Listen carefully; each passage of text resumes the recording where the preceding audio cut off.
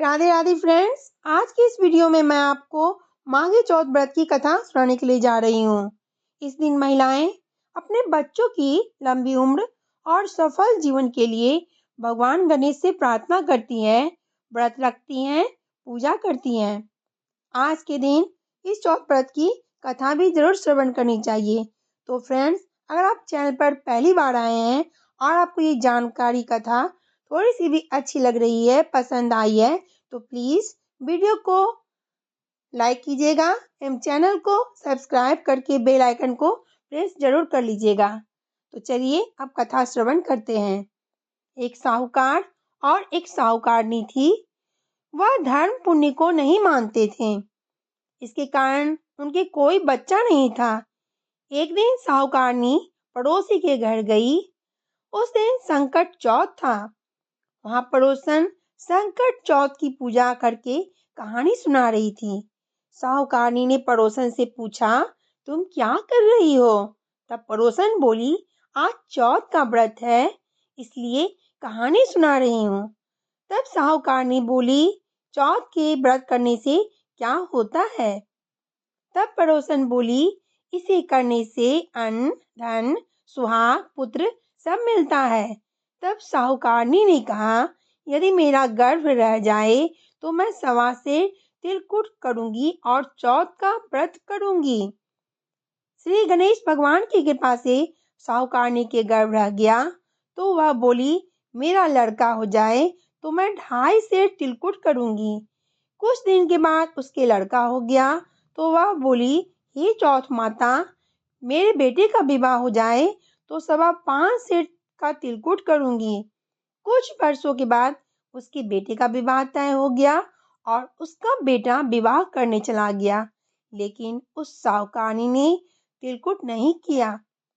इस कारण से चौथ देव क्रोधित हो गए और उन्होंने फेरे से उसके बेटे को उठाकर पीपल के पेड़ पर बिठा दिया। सभी वर को खोजने लगे पर वो नहीं मिला।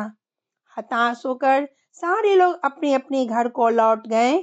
इधर जिस लड़की ने साहूकारनी के लड़के का विवाह होने वाला था, वह अपनी सहेलियों के साथ गणगौर पूजने के लिए जंगल में दूब लेने गई। तभी रास्ते में पीपल के पेड़ से आवाज आई, ओ मेरी अदब्याई। यह सुनकर जब लड़की घर आई, उसके बाद वह धीरे धीरे सूखकर कांटा होने लगी। एक दिन लड़की की माँ ने कहा, मैं तुम्हें अच्छा खिलाती हूँ, पहनाती हूँ, फिर भी तुम सूखती क्यों जा रही हो? तब लड़की अपनी माँ से बताती है, मैं जब भी दूब लेने जाती हूँ तो पीपल के पेड़ से एक आदमी बोलता है, ओ मेरी अर्धब्याही। उसने मेहंदी लगा रखी है, सेहरा भी बांध रखा है। तब उसकी माँ ने पीपल के पेड़ के पास जाकर देखा तो यह जमाई था उसका। तब उसकी माँ ने जमाई से कहा, यहाँ क्यों बैठे हैं? मेरी बेटी तो अर्धब्याही कर दी, अब क्या लोगे? साहूकारनी का बेटा बोला, मेरी माँ ने चौथ का तिलकुट बोला था लेकिन नहीं किया, इसलिए चौथ माता ने नाराज होकर यहाँ बैठा दिया। यह सुनकर लड़की की माँ साहूकारनी के घर गई और उससे पूछा, तुमने संकट चौथ का कुछ बोला है क्या? तब साहूकारनी बोली, तिलकुट बोला था। उसके बाद साहूकारनी बोली, मेरा बेटा घर आ जाए तो मैं 2.5 मन का तिलकुटा करूंगी। इससे श्री गणेश भगवान प्रसन्न हो गए और उसके बेटे को फेरा में लाकर बैठा दिया। बेटे का विवाह धूमधाम से हो गया। जब साहूकारनी के बेटा और बहू घर आए, तब साहूकारनी ने 2.5 मन तिलकुट किया और बोली, हे चौथ माता, आपके आशीर्वाद से मेरा बेटा बहू घर आए हैं, जिससे मैं हमेशा तिलकुट के व्रत करूंगी। इसके बाद सारे नगरवासियों में तिलकुट के साथ संकट व्रत करना प्रारंभ कर लिया।